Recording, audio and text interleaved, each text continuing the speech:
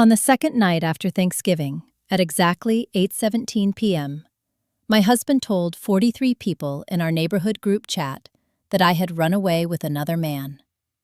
At that same moment, I was locked inside a storage room in my own house, with no phone, no windows, and a deadbolt installed from the outside. If you've ever been trapped in a place where your own name is being destroyed while you're still breathing, you already know how cold that kind of fear feels.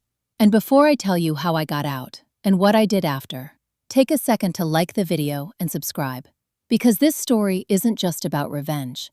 It's about what happens when someone tries to erase you while you're still alive. My name is Elena Marlowe. I was 29 years old then, living in Cedar Park, Texas, and working as a residential pool maintenance technician. The kind of job people pretend not to notice when you show up in a stained uniform at 7 a.m. I cleaned other people's water. That was the irony, because I never saw the dirt in my own life until it was already suffocating me. My husband, Daniel Pierce Marlowe, was 36, a real estate agent who specialized in distressed properties. He liked to say he had a talent for spotting hidden value in things other people overlooked. When we met, he said I was one of those things. At the time, I thought it was romantic. Now I know it was a warning. We'd been married 3 years. The house we lived in, a 2-story beige place with cracked stonework and an HOA fee of $215 a month, was technically in his name. That's what he told me when we bought it. He handled all the paperwork. I trusted him. That was mistake number 1. The week before Thanksgiving, he started acting precise. That's the only word for it. Not angry, not distant, precise. He'd ask questions like, "What time do you usually leave for your first pool on Mondays? Do you keep your spare keys in your truck or your locker? If you ever wanted to move somewhere else, where would you go?" At first, I thought he was being sweet in his awkward way. Then he installed a new lock on the storage room door in the garage. He said it was because of package theft. I remember laughing. "Who steals chlorine tablets, Daniel?" He didn't laugh back. 2 days before Thanksgiving, I came home early because a client canceled. It was around 3:40 p.m. I parked my truck, walked into the garage, and saw him standing inside that storage room. He slammed the door when he saw me. That moment should have told me everything. Instead, I apologized for startling him. Do you see how deep denial can go when you love someone? The night before Thanksgiving, he cooked dinner. That alone was unusual. Daniel hated cooking, but he insisted. Pasta, garlic bread, a bottle of cheap red wine. He watched me while I ate, not in a loving way, in a calculating way. I remember asking, "Why are you staring at me like that?" He smiled and said something that still echoes in my head. "Just memorizing." I thought it meant he was being sentimental. I was wrong. The next afternoon, Thanksgiving Day, we hosted a small gathering. His coworkers, 2 neighbors, and his younger sister, Kimberly Ann Marlowe. 13 people total. I counted later, because that number would matter. Everyone complimented him on being such a devoted husband. He put his arm around my shoulder and said, "Elena's my whole world." His hand was gripping just a little too tight. That was mistake number 2, ignoring the pressure. After dinner, while I was clearing plates, Daniel came into the kitchen and said quietly, "Hey, can you help me move something in the storage room?" Nothing about his tone sounded strange. That's the terrifying part. Evil rarely announces itself loudly. I followed him into the garage. He walked into the storage room first. I stepped in after him, and then in one smooth motion, he stepped out and slammed the door. I heard the deadbolt click. For 3 seconds, I thought it was a joke. I even laughed. "Okay, Daniel, not funny." Silence. Then I heard his voice through the door, calm, flat, almost bored. "You should have left when you had the chance, Elena." My stomach dropped. I pounded on the door. "What are you talking about? Open this." He didn't answer right away. When he did, his voice sounded relieved. "Don't worry. Everyone will believe you ran off. You've always looked like the type." That was the moment something inside me changed forever. Not panic. Not hysteria. A cold, surgical clarity. Because I realized something terrifying. He wasn't improvising. This was planned. Very carefully. I screamed until my throat burned. I kicked the door until my legs shook. The storage room smelled like paint thinner and cardboard dust. The only light came from a thin crack under the door. Hours passed. At some point, I heard laughter in the house, music, people leaving, and then silence, complete silence. Around midnight, I heard Daniel's footsteps in the garage. He stopped outside the door. For a moment, I thought he might let me out. Instead, he slid something under the gap. It was a folded piece of paper. I crawled to it in the dark, hands shaking, and opened it. Even now, years later, I can recite every word printed on that page, because it wasn't handwritten. It was a legal document, typed, notarized, dated 3 weeks earlier, and at the bottom, in bold black ink, was something that made my blood turn to ice. My name.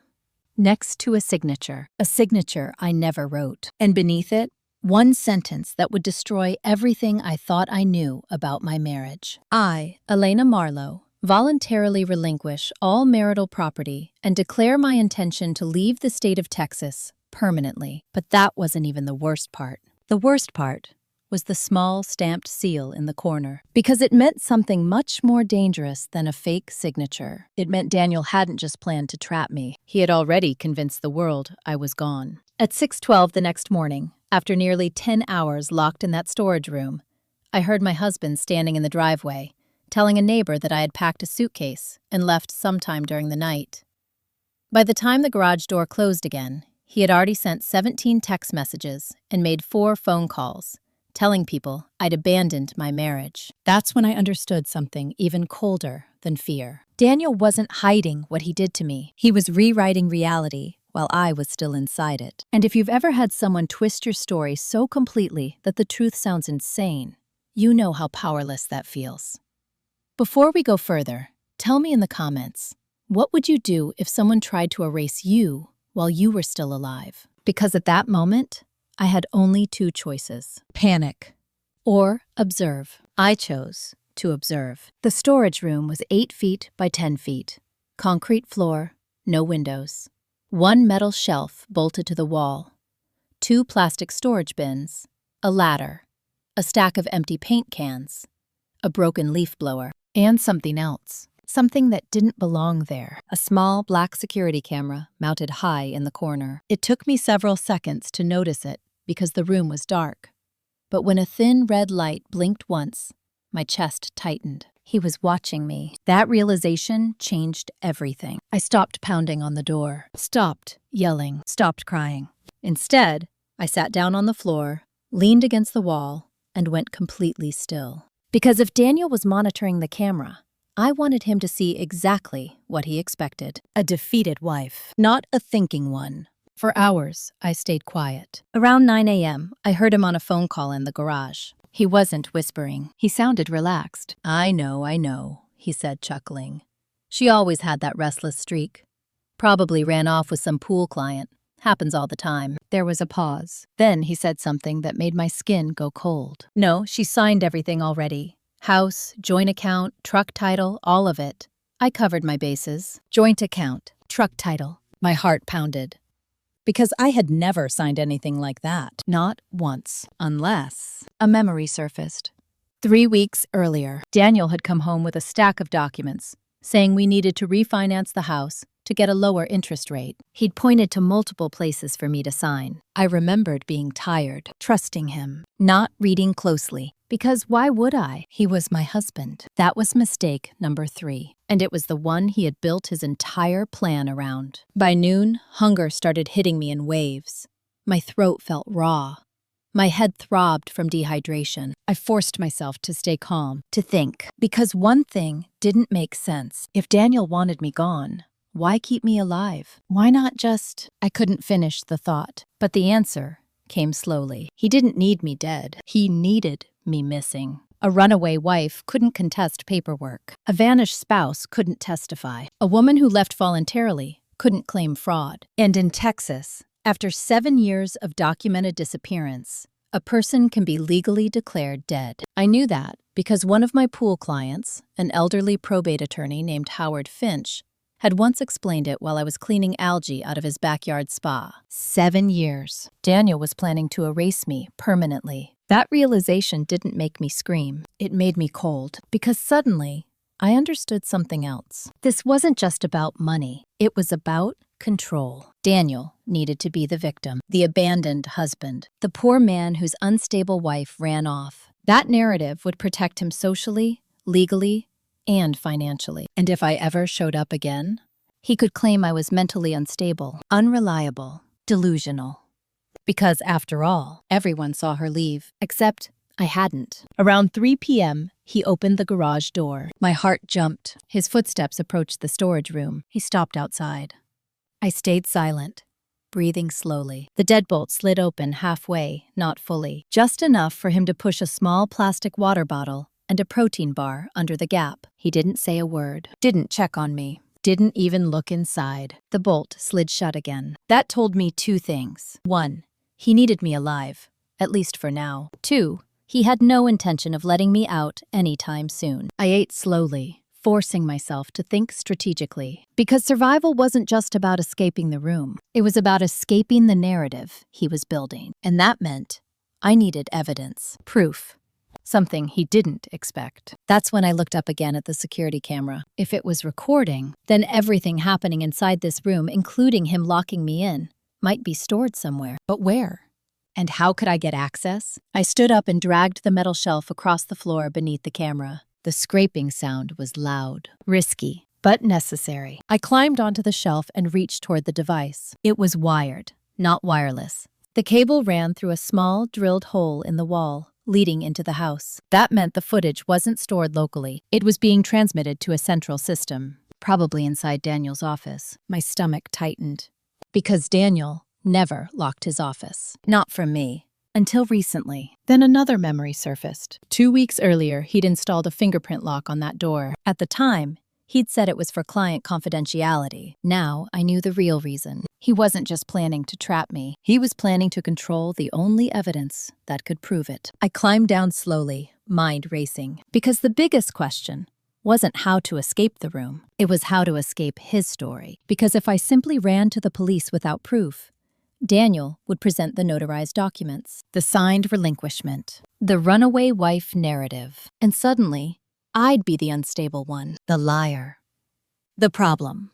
Which means this isn't just about survival, is it? Let me ask you something. If you were in my position, would you focus on escaping immediately, or would you stay long enough to gather evidence that could destroy him completely? Because the choice I made next would determine everything that happened afterward. And it started with something small, something Daniel never thought I'd notice. The faint clicking sound coming from the wall behind the shelves. A sound that shouldn't have been there at all. At exactly 2:03 a.m. on the third night inside that storage room, I heard a steady clicking sound coming from behind the wall.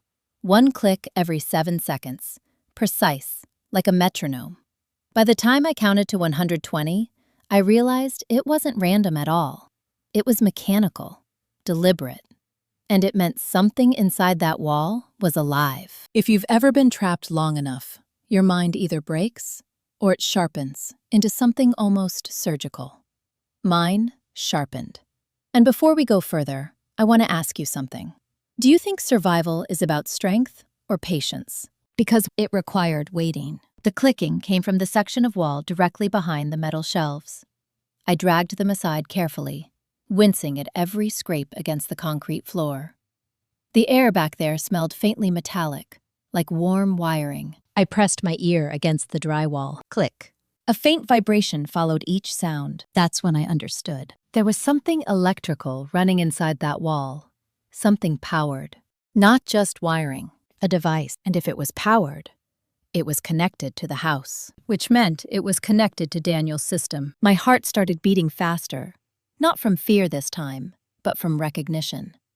Because suddenly, a memory snapped into place. 6 months earlier, Daniel had installed a smart home hub system after getting a discount through one of his real estate partners. He'd bragged about it constantly. Everything runs through one central panel, he'd said proudly. Security cameras, motion sensors, door locks, climate control, all automated. At the time, I'd barely listened. Now that information might save my life. Because if the clicking device inside the wall was part of that hub network, then it might also be storing data. And if it stored data, it might contain records, timestamps, access logs, proof. I scanned the wall slowly, running my fingers along the surface until I found something small and almost invisible. A rectangular outline under the paint. A maintenance panel, painted over, hidden. My pulse surged because Daniel hadn't planned for me to be observant. He'd planned for me to be emotional, and that was his biggest mistake. The panel wasn't locked, just sealed with paint. I used the edge of a broken paint can lid to pry it open carefully. The drywall cracked with a soft snap. Inside was a compact electrical box, and mounted within it, a backup storage module, about the size of a paperback book, connected to multiple cables. A tiny green LED blinking slowly. That single blinking light changed everything. Because it meant the system wasn't just streaming data. It was recording it locally. My hands trembled as I reached inside. The module was warm, active, alive. I didn't know exactly how to extract data from it yet, but I knew one thing for certain. This was evidence. Proof Daniel had never intended to let me leave. Proof he'd been monitoring me. Proof of timestamps that could contradict his entire story. But there was a problem. The module was secured with a tamper alarm. A thin wire looped across the mounting bracket. If I disconnected it carelessly, the system would trigger a notification, and Daniel would know immediately. I forced myself to breathe slowly, because I didn't need to remove it yet. Not now. Not while I was still trapped. What I needed first was something else. Time. And a way out. Hours passed. I kept replaying Daniel's behavior in my mind, analyzing it the way I used to analyze water chemistry levels at work. Pattern recognition. Cause and effect. Because Daniel wasn't acting impulsively. Everything he'd done followed a sequence. He needed to establish a timeline. Step 1. Make it appear I left voluntarily. Step 2. Secure all assets legally. Step 3. Maintain the illusion long enough for it to become reality. That meant he couldn't risk anyone suspecting I was still in the house, which meant he'd have to keep interacting with the outside world normally. Neighbors, co-workers, family. That was his vulnerability. Because the more people he talked to, the more chances there were for inconsistencies. Around noon that day, I heard his voice again in the garage. He was on the phone, angry this time. "No, she didn't take the truck," he said sharply. "She said she wanted a fresh start. She probably flew somewhere. I don't know." A pause. Then his tone shifted to something softer, wounded. "Look, Kimberly, I'm the one who got abandoned here. I'm trying to hold things together." Kimberly, his sister. My stomach twisted, because she'd always disliked me, always treated me like I was temporary, disposable. And if she believed Daniel's story, she might be helping him. That thought made something inside me go cold again, because it meant this might not just be Daniel's plan. It might be bigger, more coordinated. That evening, he opened the door again just enough to slide in another water bottle and a sandwich. This time, he spoke, his voice calm, detached. "You know, Elena, if you had just been grateful, none of this would have been necessary." I didn't respond. Silence is power when someone expects you to beg. He waited a few seconds, then said something that froze my blood. "The legal part is already done. In 30 days, everything transfers permanently. After that, it won't even matter if you show up." 30 days. That number echoed in my head like an alarm, because it meant there was a legal countdown already in motion. Paperwork filed, deadlines approaching. And if I didn't act before that window closed, I wouldn't just lose my marriage. I'd lose my entire identity. The door locked again. Footsteps faded. And I sat there in the dim light, staring at the blinking green LED inside the wall. Because now I understood something terrifying. Daniel wasn't just planning to erase me. He was planning to do it legally, systematically, irreversibly. And the worst part? He believed I was already broken, defeated, harmless, which meant he had no idea what I was actually doing in that room. No idea I'd already found the one thing that could destroy his entire story. But what he said about the 30-day deadline wasn't the most frightening part. The most frightening part came hours later, when I heard something else through the wall. Not a click, not a vibration. A human voice, muffled, close, speaking on the other side of that very wall. And the words I heard next made my entire body go cold, because they proved I was never supposed to come out of that room alive. At 11:48 p.m. on the fourth night, I heard two people speaking in low voices on the other side of the wall, and one of them was calmly discussing how long it would take before a missing spouse could be declared legally dead. The other voice answered without hesitation, 7 years, but financially, he only needs 30 days. That was the moment I realized this wasn't just Daniel's plan. It was a coordinated operation. And if you've ever discovered that the person betraying you isn't acting alone, you know how quickly the world can tilt under your feet. Before we go further, tell me in the comments what hurts more: being betrayed by one person you love, or realizing there were others silently helping them all along. Because when I recognized the second voice, something inside my chest tightened like a wire being pulled. It was Kimberly Ann Marlowe, Daniel's younger sister. The woman who had smiled at me across Thanksgiving dinner just days earlier. The one who had hugged me goodbye and whispered, "Take care of my brother." Now she was calmly discussing how to erase me. I pressed my ear against the wall, forcing myself to stay perfectly still. Their voices were muffled, but clear enough to understand. Kimberly spoke first. "You're sure she can't get out?" Daniel answered immediately. "The door's reinforced steel, deadbolt outside. No phone, no windows. She'll either accept it, or she won't last." My stomach turned, because of how casually he said it, like he was talking about a broken appliance, not a human being. Kimberly let out a small breath. "This has to look clean, Daniel. No mess. No investigation. If she turns up later claiming kidnapping, it could ruin everything." He gave a short laugh. "She won't. She signed the relinquishment, and the notarization is legitimate." My heart started pounding, because that word legitimate meant something specific. In Texas, notarized documents are extremely hard to dispute, unless you can prove fraud, or coercion, or forgery, which meant Daniel wasn't worried about my signature being fake. He believed it was legally protected. That realization chilled me more than anything else so far, because it meant he hadn't just faked paperwork. He'd likely manipulated the process itself. Kimberly spoke again, her tone sharper now. "You better hope the account transfers clear before month end. That's over $186,000 in joint funds." The number hit me like a physical blow. $186,000. Every dollar I'd saved since I was 19. Every overtime shift. Every weekend cleaning pools in 100-degree heat. Gone. Daniel answered quietly. "They will. I've already moved half into the property investment trust." Trust. Another legal shield, another layer of protection. And suddenly the scale of what he'd done became painfully clear. This wasn't just about trapping me. It was about draining everything I owned. Legally, systematically, without ever touching me physically. Kimberly's voice lowered. "And the house?" He paused before answering. "That transfers to me exclusively in 30 days, unless she contests." A long silence followed. Then Kimberly said something that made my blood run cold. "Just make sure she can't." The words hung in the air like poison. And Daniel didn't argue, didn't hesitate. He simply said, "She won't."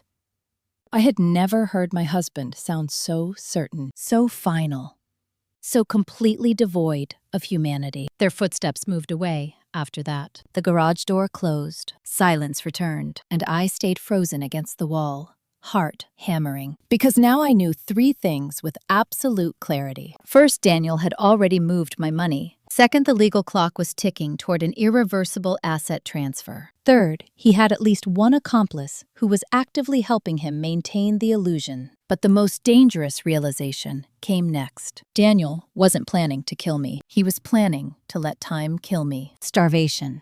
Dehydration, hopelessness, a disappearance that would look voluntary. Because in legal terms, a missing adult isn't automatically a crime, unless there's proof of foul play. And Daniel had carefully designed a situation where there would be none. Unless I created that proof myself. That thought steadied me. Because suddenly, I wasn't just trapped. I was in possession of something incredibly powerful. Time-stamped surveillance data, audio evidence of conspiracy, and knowledge of their exact legal strategy, which meant I had leverage. I just needed a way to use it. Around 3 a.m., Exhaustion finally pulled me into a shallow sleep. When I woke hours later, sunlight filtered faintly under the door. It must have been morning. My throat burned with dryness. My body felt weak.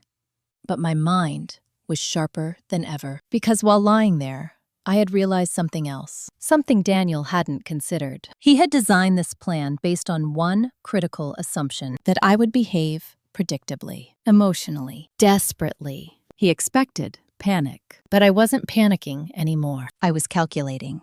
And once you start calculating, the situation changes. Because captivity becomes a timeline, a puzzle, a strategy. I stood up slowly and walked back to the wall panel. The green LED was still blinking steadily. I studied the wiring carefully this time, and then I noticed something small. A secondary cable, thinner than the others, running from the module down into the wall. Different color, different connection type, a data output line.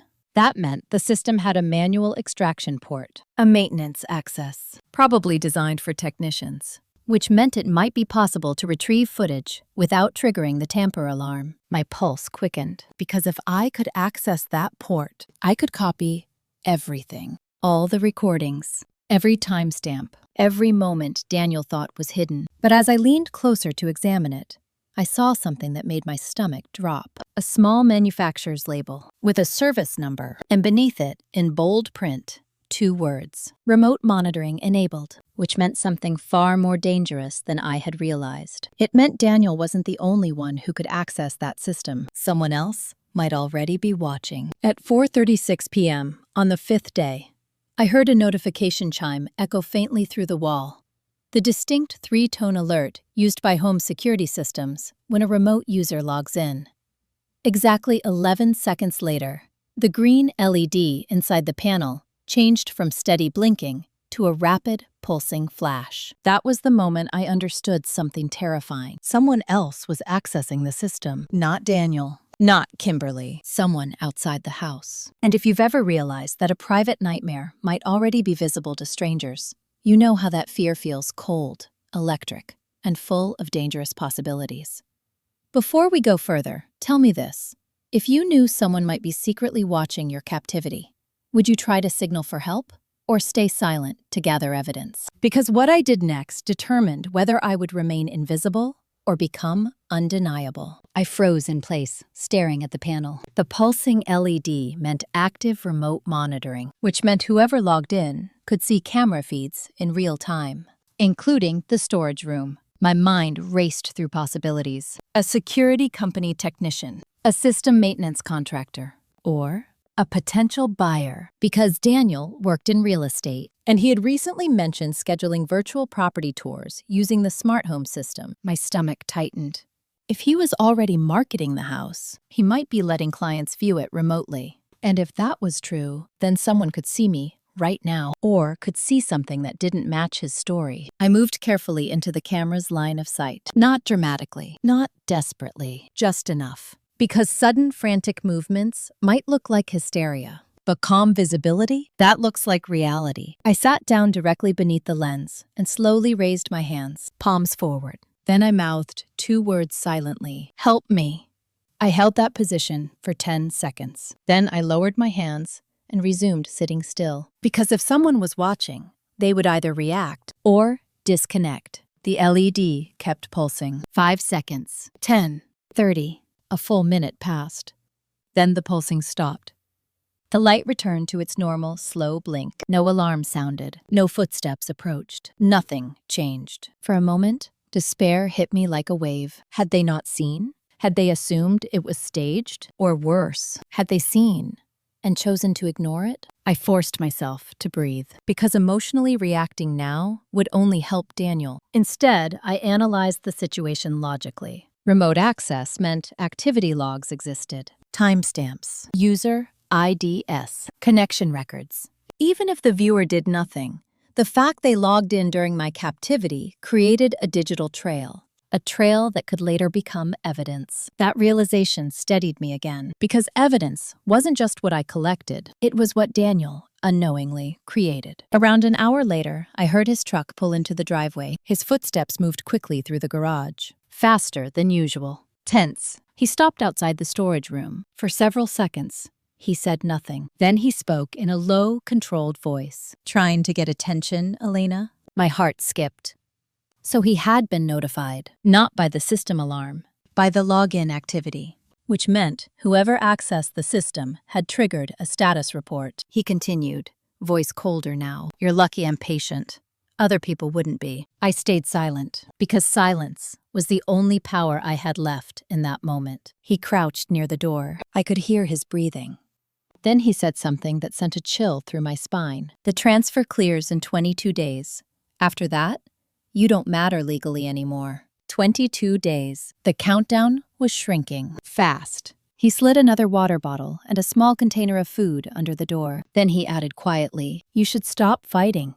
It'll only make this harder for you." The deadbolt clicked shut again. His footsteps retreated, but his words lingered, because they revealed something critical. Daniel wasn't worried about being caught. He was worried about timing. Everything depended on that legal transfer window, which meant he couldn't afford disruption. And that meant I had leverage. If I could create enough undeniable evidence before those 22 days passed, I could destroy his entire legal strategy. Hours later, as night settled in, I returned to the panel again. This time, I studied the maintenance port more closely. It used a standard micro USB interface, the kind commonly used for firmware updates and data extraction, which meant something incredibly important. If I had a compatible cable, I could copy the entire storage module. And suddenly, I remembered something small, something Daniel would never have considered, because he had never cared about my work equipment. Inside the storage room, tucked in one of the plastic bins, was my old pool testing kit. I'd stored it there months earlier. Most of it was useless now. But one item in that kit might save me. A portable water chemistry reader, powered by a rechargeable battery, and connected via micro USB. My pulse surged as I rushed to the bin and dug through it. Chlorine strips, pH solution, broken test files, and then at the bottom, a coiled black cable. I held it in my hands, heart pounding, because if the port inside the panel was active, and if the module allowed external access, this tiny cable might give me something more powerful than escape. It might give me the truth. Recorded, time-stamped, undeniable. But as I leaned closer to connect it, something else caught my eye. A small printed label beneath the port. Warning text. Tiny. Easy to miss. And when I read it, my entire body went cold. Because it meant accessing the data wouldn't just retrieve evidence, it would trigger something Daniel never expected me to discover. At 1:09 a.m., on the 6th night, with only 21 days left before the asset transfer deadline, I finally read the full warning printed beneath the data port inside the wall. In small black letters, it said, "External data extraction will automatically generate a system integrity report and notify all registered administrative users." That single sentence changed everything, because it meant two things at once. If I connected the cable, I could retrieve proof. But the moment I did, Daniel would be alerted instantly. And if you've ever faced a decision where survival and exposure collide at the exact same point, you know how sharp that kind of choice feels. Let me ask you something. Would you risk being caught immediately to secure evidence? Or wait longer and gamble on a better opportunity? Because in that moment, crouched beside that blinking green light, I realized the real battle wasn't just against Daniel. It was against time. I sat back against the wall and forced myself to think methodically. If the system sent alerts to all registered administrative users, that meant Daniel wasn't the only one with access. Security systems typically require at least 2 administrator contacts, a primary and a backup. And earlier, I'd heard Kimberly discussing the situation like she already knew technical details, which meant she might be listed as a secondary admin. That could work against Daniel, or for him. Because if both of them received a notification simultaneously, they could rush to the garage before I had time to extract anything meaningful. But then, another possibility surfaced. If a third party had remote access, like a monitoring company, they might also receive that integrity report, and that could create something Daniel couldn't control. An official digital record. A time-stamped alert showing system tampering originating from inside the house, which would contradict his claim that I'd already left days ago. My pulse quickened. because that meant triggering the alert could actually help me, if I timed it correctly. I crawled closer to the panel again, studying every connection point. The storage module had an estimated capacity of several hundred gigabytes, too large to copy instantly. But I didn't need everything. I only needed specific segments. Recent footage, the days since he locked me inside. Those clips alone could prove kidnapping, illegal confinement, fraudulent intent. And once that proof existed, outside his control, everything about his legal timeline would collapse. But there was still one problem: power.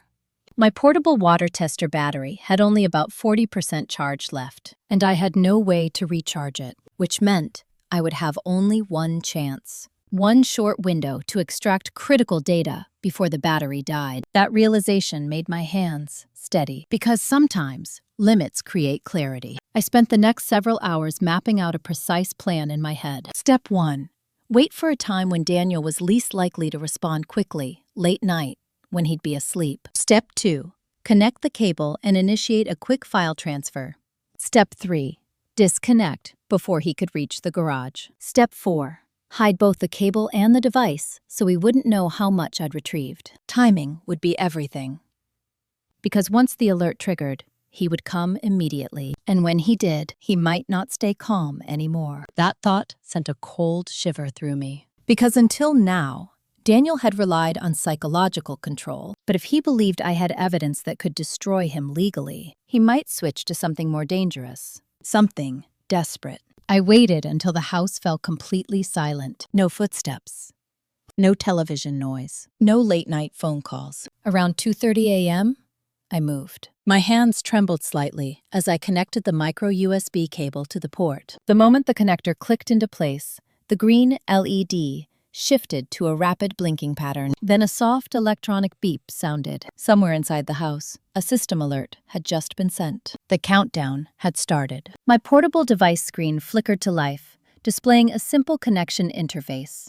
Data directories appeared instantly. Camera logs, audio logs, access records. My heart pounded as I navigated quickly, selecting only the most recent 96 hours of footage. Each file had precise timestamps, including the exact moment Daniel locked the storage room door, including hours of him speaking outside, including Kimberly's voice discussing legal timelines. It was all there, undeniable. I initiated the transfer. The progress bar crawled forward, painfully slowly. 5%, 12%, 18%. My ears strained for any sound outside. At 27%, I heard it. Footsteps inside the house. Fast, heavy. Daniel was awake. He'd seen the alert. My pulse surged, but I forced myself to stay calm, because disconnecting too early would corrupt the files, making them useless. The progress bar climbed. 42%, 55%. Footsteps entered the garage, keys jingling. The deadbolt rattled slightly as he checked it from outside. He knew something was wrong. 70%. I could hear his breathing now, sharp and tense. "What did you do?" he demanded through the door. I didn't answer, because he already knew. 83%. He cursed loudly. The sound of a tool hitting the floor echoed. He was preparing to open the door. Or worse, break it. 92%. My hands shook as sweat dripped down my back, because if he opened the door before the transfer finished, he could destroy everything. 97%. The progress bar seemed to stall. For 2 endless seconds, it didn't move at all. Daniel's voice rose, frantic now. "Helena, unplug whatever you're doing right now." Then the bar jumped forward. 100%. Transfer complete. I yanked the cable free instantly and slammed the panel shut, just as the deadbolt outside slid open. The storage room door burst inward. Daniel stood there, eyes wild, face pale with fury. For the first time since this began, he looked afraid, not of me, but of what I might now possess. And in that moment, staring at his shaking hands and desperate eyes, I realized something crucial. The power dynamic had shifted. He still controlled the house, but I now controlled the truth, and he knew it. But what he said next proved something even more dangerous, because his first words weren't a threat. They were a desperate question. "How much did you see?" At 2:47 a.m., standing in the doorway of the storage room, with a crowbar still clutched in his hand, My husband asked me one question in a voice I had never heard before. How much did you see? Not what did you do? Not why did you do it? How much did you see? That was the moment I understood something with absolute certainty. Daniel wasn't afraid of losing me. He was afraid of losing control of the story. And if you've ever watched someone powerful realize they no longer control the narrative, you know how dangerous that exact moment can be. Let me ask you something. When a person who has been calm and calculated suddenly becomes afraid, do you think they become more careful or more unpredictable? Because Daniel Pierce Marlowe was about to become both. He stepped into the room slowly, eyes scanning everything. The wall panel, the shelves, my hands. He didn't look at me first. He looked for evidence, which told me exactly how his mind worked. Always logistics before emotion. He moved toward the panel, kneeling down and opening it quickly. His breathing grew heavier when he saw the disconnected cable port. But he didn't see the cable, because I had already hidden it inside the hollow casing of the broken leaf blower. He stared at the blinking LED for a long moment. Then he closed the panel and stood up. Only then did he finally look directly at me. For several seconds, neither of us spoke. The silence felt sharp enough to cut. His eyes searched my face for something. Panic, defiance, guilt. I gave him none of it. Just calm. Flat, controlled calm. That unsettled him more than anything. You shouldn't have done that, he said quietly. Not angry, not shouting, just cold. And that tone told me something critical. He wasn't reacting emotionally. He was recalculating. I leaned back against the wall and said nothing, because silence is a weapon when the other person is desperate for information. He took a step closer, his voice lowered. You don't understand what you just triggered. I still didn't respond. His jaw tightened. Forensic system logs, he continued. Tamper alerts, remote monitoring records. If this gets investigated, it won't just implicate me. There it was. Not denial. Not threats. Fear of exposure. Which meant the evidence I'd copied mattered more than he wanted to admit. He ran a hand through his hair and exhaled sharply. Look, Elena, he said, shifting into a calmer tone. This doesn't have to get messy. And just like that, he moved into the next stage. Negotiation. I watched him carefully. Because this was the first time since this began that he was treating me like an equal threat. You wanted out of this marriage, he continued. You were unhappy. I gave you an exit. A clean one. The words sounded almost reasonable if you didn't know the truth. But this is what manipulators do when control starts slipping. They rewrite reality again, just more softly. I spoke for the first time in days. My voice came out hoarse, but steady. You locked me in a room. He flinched slightly, then immediately shook his head. Number 1. I protected myself. That sentence hit me harder than any shout could have, because it showed the depth of his self-justification. In his mind, he wasn't the villain. He was the victim, taking precautions. You were going to destroy me, he said. Take everything. Leave me with nothing. I stared at him, because the projection was almost surreal. You moved $186,000, I said quietly. His eyes flickered, just for a second. And in that second, I saw confirmation, not denial. He straightened his posture. That was marital asset restructuring. Legal language, clinical, calculated, but his hands were still shaking. And that's when I realized something deeper. Daniel's greatest fear wasn't prison. It wasn't financial loss. It was public exposure. Because his entire life, his career, his social status, his reputation depended on appearing controlled, successful, respectable. If the truth came out, he wouldn't just lose money, he'd lose identity. And people like Daniel protect identity at any cost. He took another slow breath. Then he said something that changed the dynamic completely. If you didn't copy anything, he said, watching my eyes carefully, we can still fix this. There it was. Confirmation that he didn't know. He didn't know how much I had. He didn't know whether I had anything at all. And that uncertainty was now my greatest advantage. I held his gaze and said nothing. Silence again. The most powerful answer. His jaw clenched. He looked away first. And that small moment told me everything. For the first time in our marriage, Daniel was the one who felt powerless. He turned toward the door, then stopped. Without facing me, he said quietly, "You need to understand something." His voice dropped to almost a whisper. "If this gets reported, it won't just destroy me." He finally turned back, and in his eyes, for the first time, I saw something darker than fear. I saw desperation.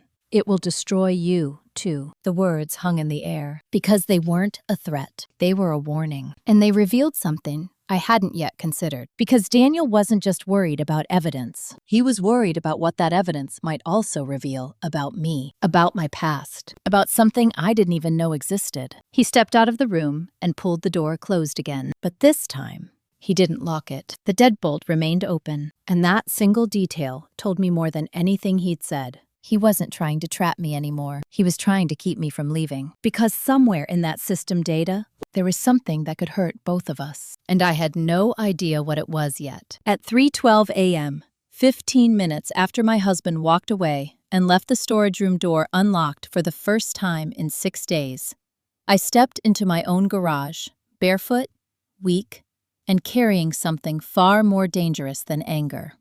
Inside the cracked plastic casing of a broken leaf blower, hidden under a coil of dusty wiring, was the only copy of the surveillance data that could destroy him.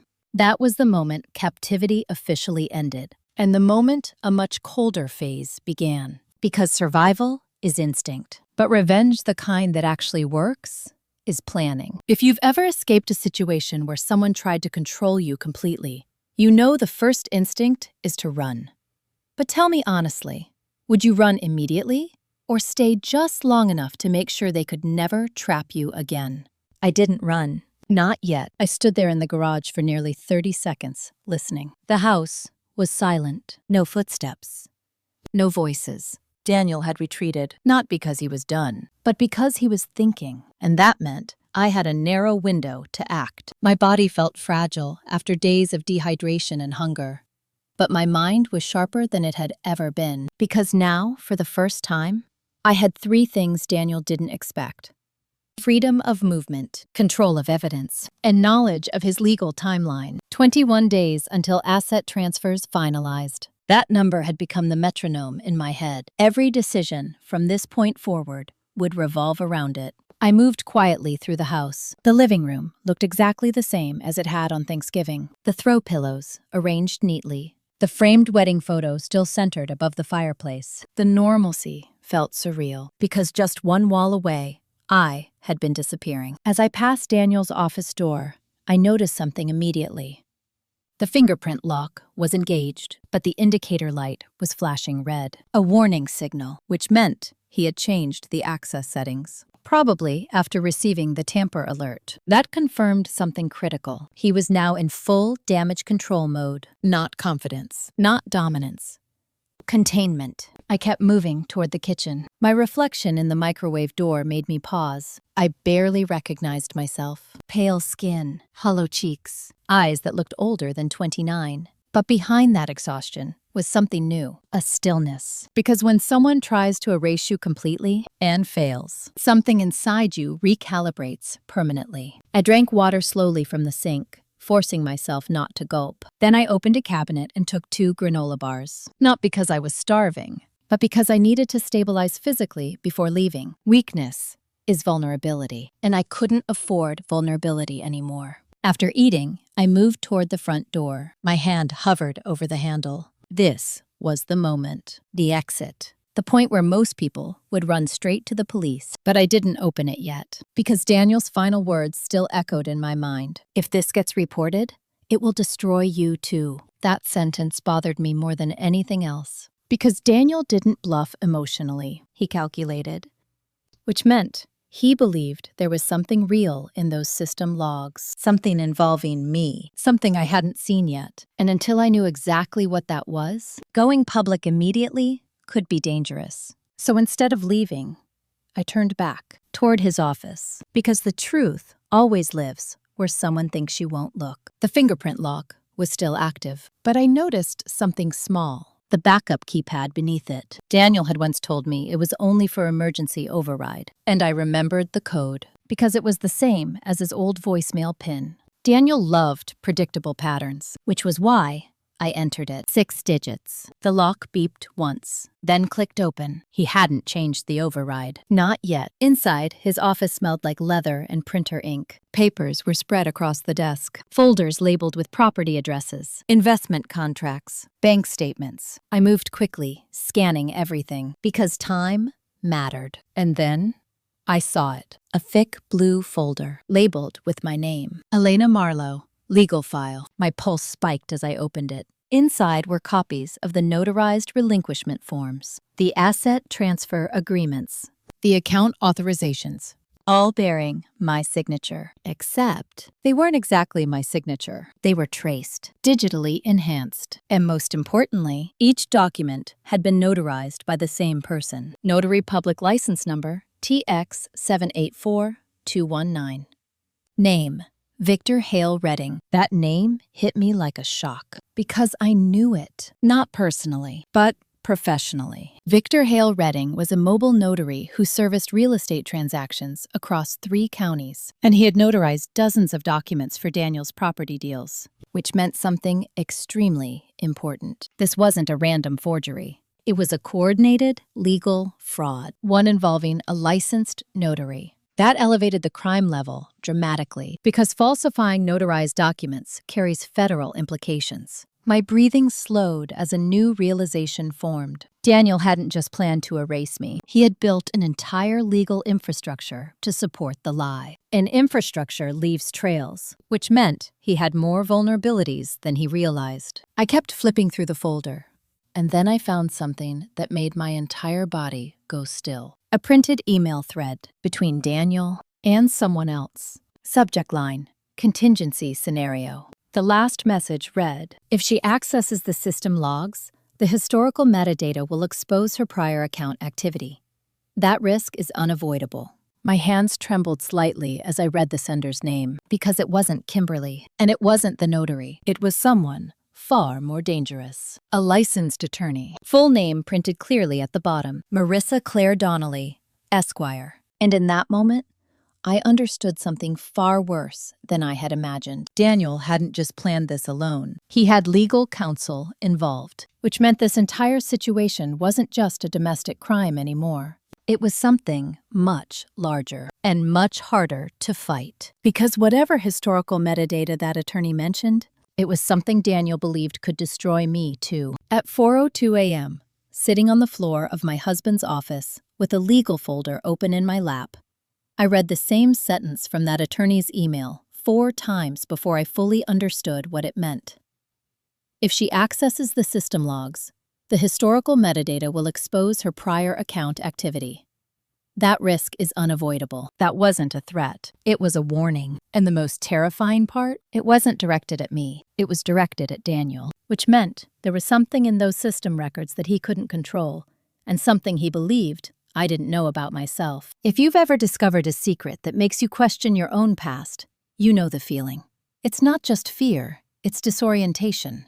So tell me honestly, what's worse, finding out someone betrayed you, or finding out they know something about you that you don't? Because at that moment, holding those papers, I realized this wasn't just about Daniel's plan anymore. It was about my history, my identity, and something buried far deeper than a forged signature. I forced myself to breathe slowly and read the rest of the email thread carefully. The exchange between Daniel and attorney Marissa Claire Donnelly spanned nearly 2 months. The earliest message dated back 11 weeks, long before Thanksgiving, long before he locked me in that room, which meant this plan had been forming for a very long time. One of the earlier emails caught my attention immediately. Donnelly had written, "You must understand that if this escalates legally, both parties' financial histories will be examined.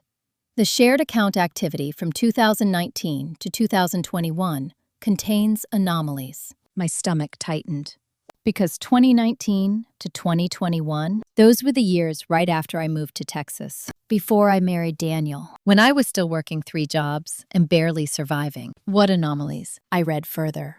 Another line from the attorney: "If opposing counsel requests a full forensic audit, the source of the initial $42,000 deposit into your joint savings will be scrutinized." My heart skipped, because that number wasn't unfamiliar. $42,000, the exact amount I had transferred into our joint account shortly after we got married. Money I had always described to Daniel as personal savings. Money he had never questioned. Until now, a memory surfaced. 3 years earlier, Daniel, sitting at the kitchen table, reviewing our finances for mortgage approval, he'd casually asked, "Where did you manage to save that much working pool maintenance?" I'd laughed it off. Took years. No vacations, no spending. He'd accepted that answer, or at least, he'd pretended to, but clearly, he hadn't forgotten, because the attorney's next sentence made my hands start to tremble. If the origin of those funds is traced, it could create legal exposure for her as well. That leverage may be useful in negotiations. Leverage. The word felt like ice sliding down my spine, because it meant Daniel had known something about that money all along, something I believed no one else could ever uncover. And suddenly, his final words to me in the storage room made terrifying sense. "If this gets reported, it will destroy you too." He hadn't been bluffing. He had been referencing this, my past, the origin of that $42,000, a secret I had buried so deeply that even thinking about it now made my chest tighten. I closed my eyes for a moment, because the truth was simple. That money hadn't come from years of savings. Not entirely.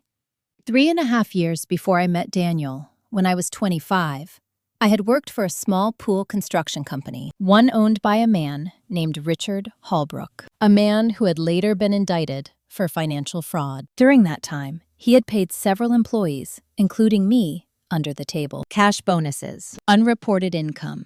Illegal, but common in that industry. When his company collapsed, investigators froze many accounts, but not all. And 1 week before the indictment became public, Holbrook had quietly issued final settlement payments to several workers, including me. A check for $38,000. I had deposited it, used it to stabilize my life, and never spoke of it again. Because legally, that money existed in a gray zone. Not directly stolen, but tied to fraudulent business activity. If it were fully investigated, it could create serious legal complications. Not criminal charges necessarily, but enough to damage credibility, enough to complicate court proceedings, enough to give Daniel leverage in a legal battle, which meant his strategy wasn't just about erasing me, it was about neutralizing me. If I accused him publicly, he could respond by exposing that financial history, turning me into someone who looked dishonest, unreliable, complicit. And in a courtroom, perception matters almost as much as facts. That realization settled over me like a cold weight. For the first time since escaping the storage room, I felt something close to fear. Again, because Daniel hadn't just built a trap around my present, he had built one around my past. And that meant any confrontation would require absolute precision. No mistakes, no emotional reactions, only controlled strategy. I opened the surveillance device still hidden in the leaf blower casing and navigated through the copied files. This time, I searched specifically for system metadata logs, user access history, financial integration alerts, anything tied to account records. And within minutes, I found it. A folder labeled System Integration Events. Inside were time-stamped records showing Daniel had linked our joint bank account to the Smart Home System's financial monitoring feature, a feature used primarily for real estate transaction automation, which meant the system had recorded financial alerts, including the exact date and origin of the $42,000 deposit years earlier. That was the historical metadata the attorney had referenced, proof Daniel could use against me. But also proof that he had been monitoring my financial history without my knowledge. That detail mattered because in Texas, unauthorized financial surveillance can itself be a legal violation, which meant something extraordinary had just happened. The leverage Daniel believed he had over me was also evidence of his own misconduct. The power balance wasn't one-sided anymore. It was mutual vulnerability. And mutual vulnerability creates something very dangerous, a stalemate.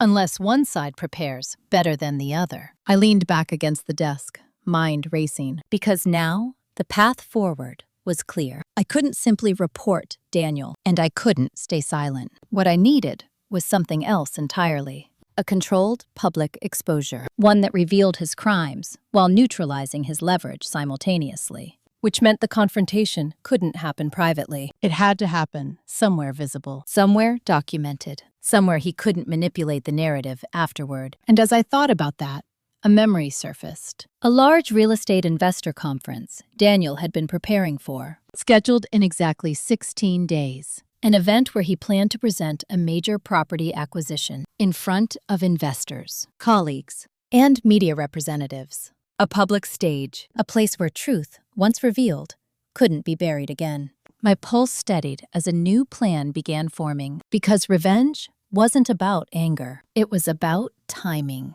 And Daniel had already unknowingly chosen the perfect moment for his own collapse. But as I closed the folder and prepared to leave the office, I noticed something else on his desk, a sealed envelope, addressed not to him, but to me. And the return address printed in the corner made my entire body go still, because it wasn't from a bank or a lawyer. It was from the Texas State Missing Persons Clearinghouse, dated 3 days earlier, which meant Daniel hadn't just been telling people I left. He had already officially reported me as missing. At 9:05 a.m., 16 days after my husband locked me in that storage room, he stood on a stage in front of 112 real estate investors and declared himself a man who had survived personal tragedy and still built success. At that exact moment, I was standing less than 30 feet away in the back of the conference hall, holding a flash drive that contained 96 hours of surveillance footage, proving he had imprisoned me. That was the moment the countdown ended, and the moment the truth stopped being private. If you've ever waited for the exact second to confront someone who thought they had already erased you, you know how strangely calm that moment feels. Let me ask you something. Do you think revenge is loud and explosive, or quiet and precise? Because mine was neither dramatic nor emotional. It was controlled, surgical, and irreversible. The event was the Central Texas Real Estate Growth Summit, held at the Cedar Ridge Convention Center. Daniel had spent months preparing for it. He talked about it constantly. The networking opportunities, the investors flying in from out of state, the press coverage. To him, this stage represented credibility, reputation, authority, which is why it was the only place where exposing him would truly destroy the narrative he had built. I arrived early that morning, not through the main entrance, but through the vendor registration desk. Because I had worked maintenance at this convention center 2 summers earlier, cleaning pool facilities at their adjacent hotel, and I knew something most attendees didn't. Event staff rarely questioned vendors wearing service badges. I wore a plain gray polo, black slacks, and a borrowed name tag reading Facility Support. Invisible, unremarkable. Exactly how Daniel had always seen me. That irony steadied me. I took a seat in the back row and watched him step onto the stage at precisely 9 a.m. He looked polished, confident, untouched by guilt. The large projection screen behind him displayed his presentation title, Stability Through Strategic Risk. The words almost made me smile, because stability was the illusion he had tried to maintain, and strategic risk was exactly what he had miscalculated. He began speaking in his usual, calm, persuasive tone. When you invest in distressed assets, he told the audience, you must understand both visible value and hidden liability. Hidden liability. The phrase echoed in my mind, because he had spent weeks trying to classify me as one. Something to eliminate quietly. The audience nodded, engaged. Some took notes. Others recorded on their phones. Exactly what I needed. Because documentation matters. Public documentation matters even more. He continued smoothly. Personal setbacks can test your resilience. Just 2 weeks ago, I experienced a very personal loss. My wife left unexpectedly. A soft murmur moved through the room. Sympathy. Exactly as he intended. He paused slightly, lowering his voice. But adversity doesn't define you. How you respond does. That was the moment. I stood up. Not abruptly, not dramatically, just calmly, and began walking down the center aisle. At first, no one noticed, because no one expected anything unusual, until I reached the front row. Until Daniel's eyes met mine. The change in his face was immediate. Color drained. His words stopped mid-sentence. Silence spread across the room like a ripple. I stepped closer to the stage and spoke in a steady, clear voice. Daniel, You told everyone I left. The microphone at the podium picked up every word. Amplified. Unavoidable. The room froze. He stared at me as if seeing a ghost. Because in his narrative, I was supposed to be gone. Unreachable. Erased. And now I was standing directly in front of him. Alive. Calm. Undeniable. His mouth opened slightly, but no words came out. That was the first stage of collapse. Shock. I continued, still composed. You reported me missing to the state 3 days after you locked me in a storage room in our house. Gasps spread through the audience. Phones lifted instantly. Recording. Documentation. Exactly as planned. Daniel shook his head quickly. That's not true, he stammered. Denial. Stage 2. I reached into my bag and held up the flash drive. Then perhaps you can explain why your home security system recorded you deadbolting me inside that room on November 24th at 7:52 p.m. The timestamp was precise, specific, verifiable. He swallowed hard. His hands trembled slightly. I don't know what you think I interrupted calmly. I also have audio of you and Kimberly Marlowe discussing how long it would take before I could be declared legally dead. The audience reactions shifted instantly, from confusion to shock to something sharper, suspicion. Daniel's eyes darted across the room. He looked for allies, for exits, for control. But the narrative was no longer his. He stepped back from the podium, voice rising. You're twisting things. You were unstable. You said you wanted to disappear. Blame. Stage 3. Exactly as expected. I nodded slightly, then said one short sentence. Cold.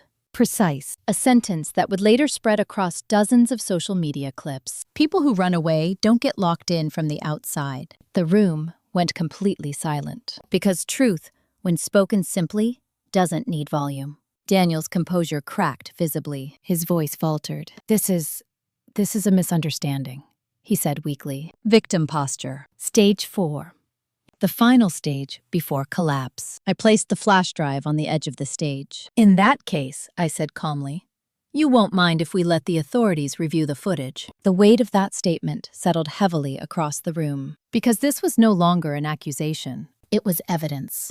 And evidence shifts power permanently. Daniel stared at the flash drive as if it were something alive, something poisonous, something unstoppable. For several seconds, he said nothing. Then his shoulders slumped slightly, and in that moment, the confident real estate professional disappeared, replaced by someone desperate, cornered, and very aware that his entire life was about to unravel. But what he said next shocked everyone in the room, because instead of denying further, he whispered something into the microphone, something that revealed the final layer of his plan. I never meant for it to go this far. And those words confirmed something far more dangerous than anyone in that room yet understood, because they meant he had intended to do something even worse than trapping me. At 9:11 a.m., exactly 6 minutes after I stepped into the aisle and stopped my husband's presentation, he leaned into the microphone with trembling hands and whispered a sentence that silenced an entire convention hall.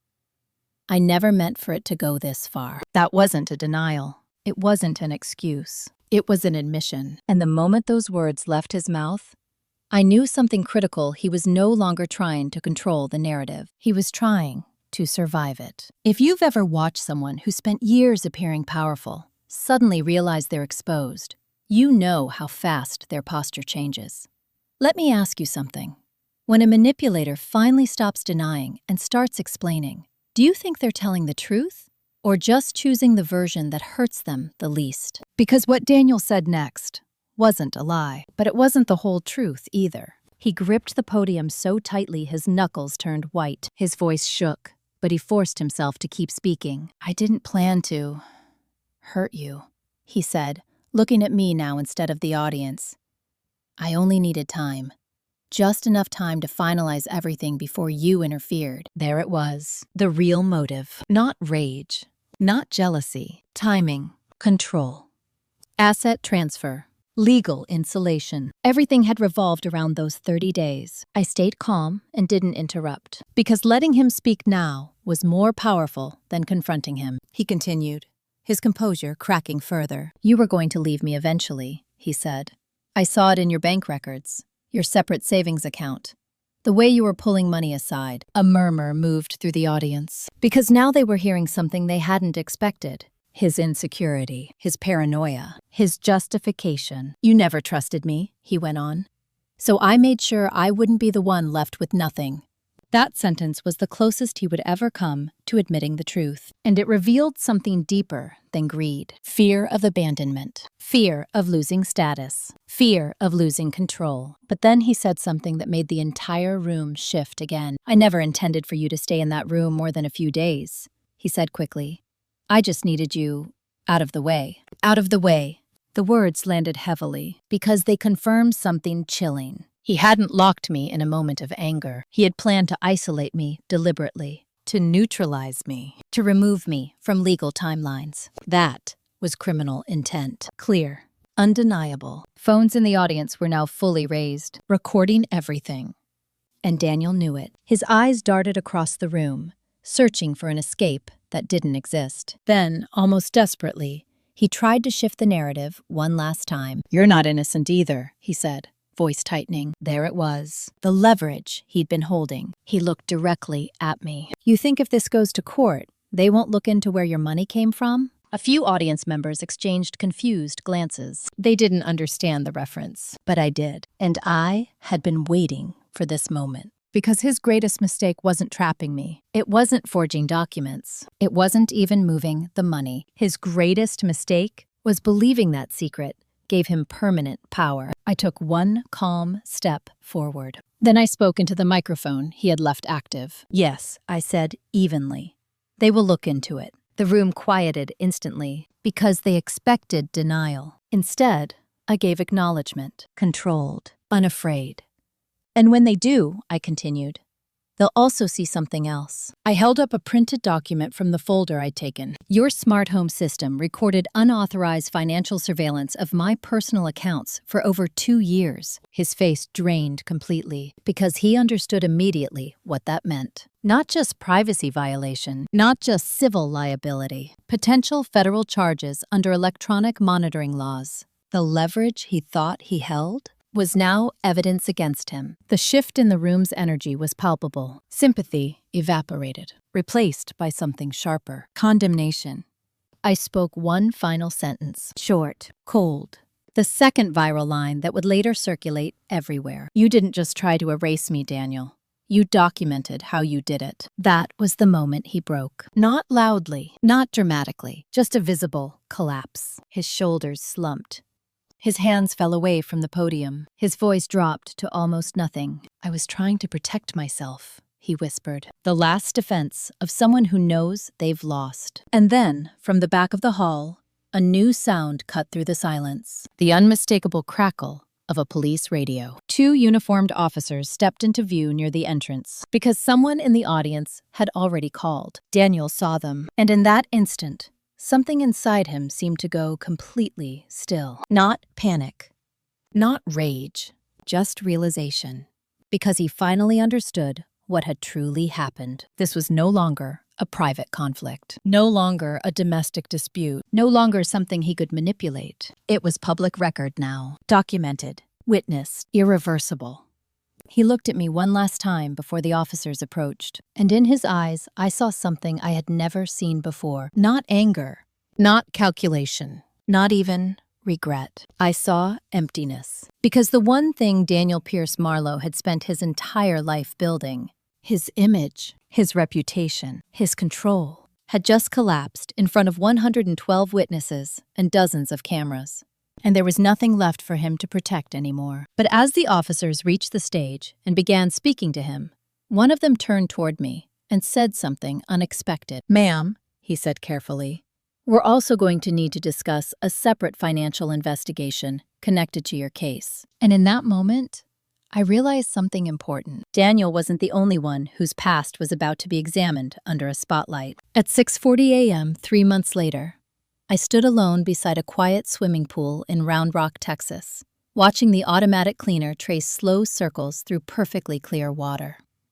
Exactly 92 days had passed since the morning I walked into that convention hall and ended the life my husband thought he controlled. For the first time in years, everything was still. And that kind of stillness The kind that comes after chaos finally settles, feels almost unreal when you've spent so long surviving. If you've ever fought your way out of a situation where someone tried to erase you, you know what comes afterward isn't loud victory.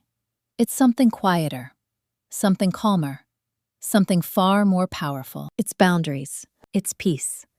And sometimes it's justice that unfolds slowly but completely. The legal process moved faster than I expected, because once the surveillance footage was reviewed, the case against Daniel became straightforward. The recording showed exact timestamps of him locking the door, audio of him discussing legal timelines with Kimberly, system logs proving deliberate financial monitoring without consent, and documented evidence of forged, notarized documents. Layer by layer, everything he had built unraveled. Within 4 weeks, he was formally charged with unlawful restraint, fraud, identity falsification, and electronic surveillance violations. Kimberly faced conspiracy charges. The notary public who authenticated the forged documents had his license revoked and was indicted for professional misconduct. And the attorney who advised Daniel resigned from her firm before disciplinary hearings even began. That was not just betrayal, not just evidence, but real legal consequences, the kind Daniel had believed he could avoid. He eventually accepted a plea agreement. 7 years in state prison, 5 years of supervised financial restrictions afterward, and permanent loss of his real estate license. I wasn't present when the sentencing happened. I chose not to attend, because by then, I understood something deeply. Closure doesn't come from watching someone fall. It comes from stepping out of the space where they once controlled you.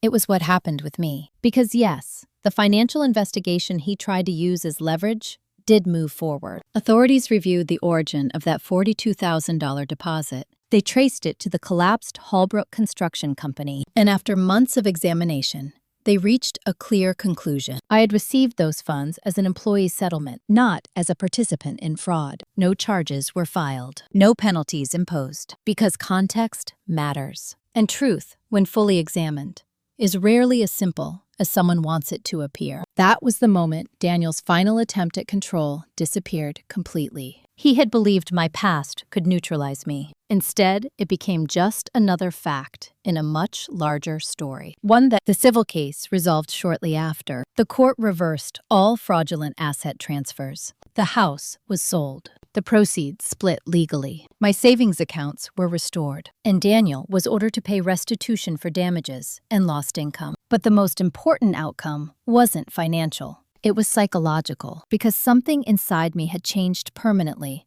during those days in that storage room. I no longer equated silence with safety. I no longer equated trust with surrender. And I no longer ignored small signs of control disguised as care. Healing didn't happen all at once. It happened quietly, in ordinary moments, like replacing the lock on my new apartment door, like choosing a new bank account that only I could access, like waking up without checking whether someone else was monitoring my schedule. Those small acts of autonomy became more meaningful than any dramatic victory ever could. 6 weeks after the case concluded, I returned to full-time work, still cleaning pools, still wearing the same sun-faded uniform. But everything about the job felt different. Because now, it wasn't just a way to survive. It was a symbol of something simpler. Honest work, clear water, no hidden narratives beneath the surface. Sometimes clients recognized me from the news coverage. They'd ask questions, express sympathy, offer praise.